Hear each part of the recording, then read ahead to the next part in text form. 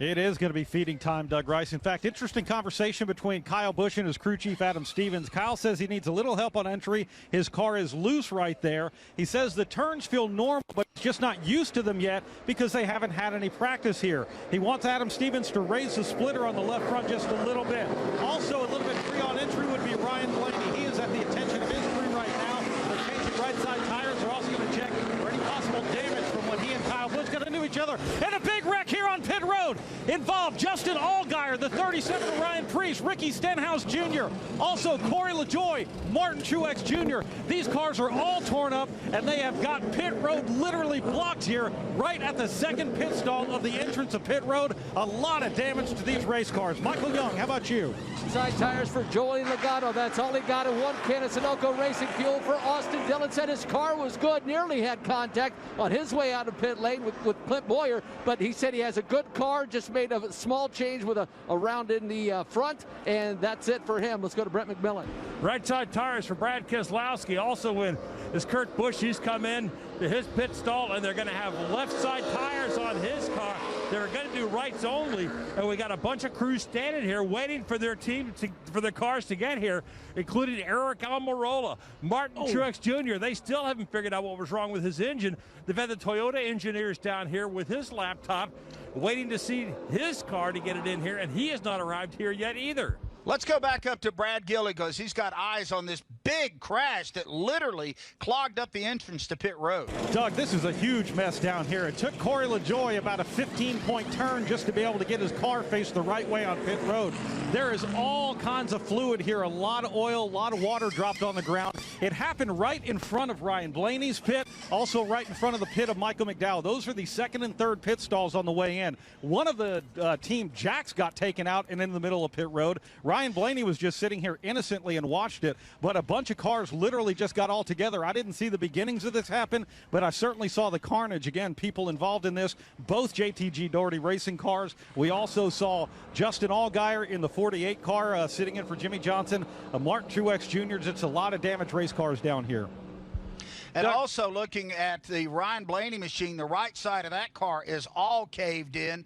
Justin Allgaier got a lot of damage on his car. He was able to drive it on down pit road, but we were just limping watching the replay of all this, Doug, and it appeared as if someone just literally stopped in front of 8 or 9 cars at the entrance to pit road, and it was just like a gigantic accordion. Everything squeezed together. We had one crewman that I saw on Ryan Blaney's car that had literally got stuck in between 2 cars and managed, Jeff, to jump over the rear deck of the car. Hopefully he didn't get hurt down there.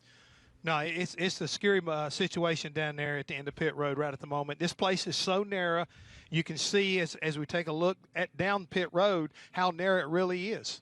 Red flag is out, and once again, they're trying to clean everything up. They're attending to one of the crewmen, I want to say from Ryan Blaney's car, but we'll wait and get confirmation on that. But they are working. The AMR rescue crew is down there working in the 12 pit at this time. So just a huge, huge mess. Looking at Martin Truex Jr.'s car, the left front of that car is all chewed up. They might be able to get it patched back together and get out on the racetrack, but it's doubtful. Ryan Blaney's car has a lot of right side damage. We also saw the 48 machine. It was pretty well tore up when it rolled down here. Let's go back to Brett McMillan. Yeah, Martin Truex Jr.'s front end of his car is completely torn up. Also, especially the left front of his car. They had started to cut away part of the sheet metal of that car when the red flag came out, and the NASCAR official had to put a stop to that at that point in time. And remember, he also was having engine problems as well. They haven't even had a chance to begin to deal with that at all at this point in time. So they've got a lot of work ahead of them and a lot of questions that have to be answered as well. I believe you guys were talking about the crewman that was hurt as well, and I believe Brad Gilly has an update on him. Yeah, he's on a stretcher right now taking a nice big sip out of a water bottle. It looks like maybe his left leg he was favoring just a little bit. I couldn't see actually the identifier of what his crew number was on the uniform, but we'll try and get that info to you right now. They are going to put him on a stretcher, but he is very awake. He is very alert and talking to his crew member. In fact, he just gave crew chief Todd Gordon, crew chief for Ryan Blaney, the big thumbs up. They're going to send him over to the care center and make sure that he checks out okay. All right, thanks a lot, Brad Gilly there calling the live action. And it's not often, guys, that we have our pit reporters calling crashes on pit road. That's usually the job of a turn announcer. we're watching the replay of this again, and it just looked as if somebody hesitated with their move into their pit stall, couldn't see which car it was. When it happened, it got everybody turned around. Poor Justin Allgaier back there in the 48 had nowhere to go. Looks like the 37 car was also in the middle of that. We're watching it again here to try to see exactly what stopped it. It was Ryan Preece, yes. What caused this incident to happen. And once again, it looked like that one of the cars slowed down dramatically, and everybody just got into the middle of it. They just didn't slow up fast enough. Corey LaJoie's car is pretty well used up, too, in that number 32 machine, so his day is going to be cut short. So right now, we've got Martin Truex Jr., a lot of damage to that car, right side damage to Ryan Blaney. Corey LaJoie, the front end of that car is all crushed in, and Ryan Preece with a great deal of damage. And Justin Allgaier also with a lot of damage. I don't know that he's going to be able to continue today. So a minimum of 5 cars, probably closer to 8, tangled up in all of this. Jeff Hammond. Jeff, you've been around this game a long time. You don't normally see this kind of carnage on pit road. But this is maybe the most narrow pit road that we race on. No, you're exactly right. But the sad thing about it is the fact that this narrow pit road, we have seen this before at Indy. Because of that, and it doesn't take but one guy to make a little bit of a mistake, and all of a sudden, once he gets a little bit sideways, nobody's going anywhere, and hopefully nobody's hurt very, very bad.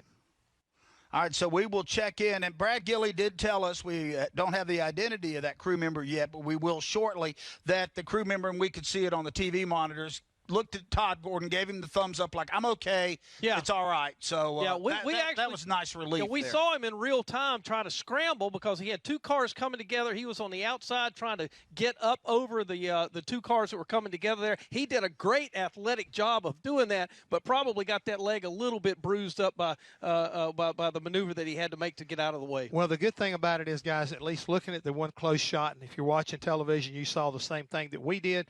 He was sitting up, he was smiling and giving thumbs up at it. You know, he may be banged up, but at least it doesn't look like it's a real serious injury. But this is real scary when you see something like this occur in such confined quarters, and you can see the carnage that can occur. And how fast is it? Like 50 miles an hour down pit road? I mean, if you're not getting checked up, next thing you know, you're going to tear something. Every guy I've talked to about the pit road at Indy always cautions and talks about the fact that it's so narrow, anything and everything can happen on it, and with everybody coming in all at once, you just saw exactly why it's scary.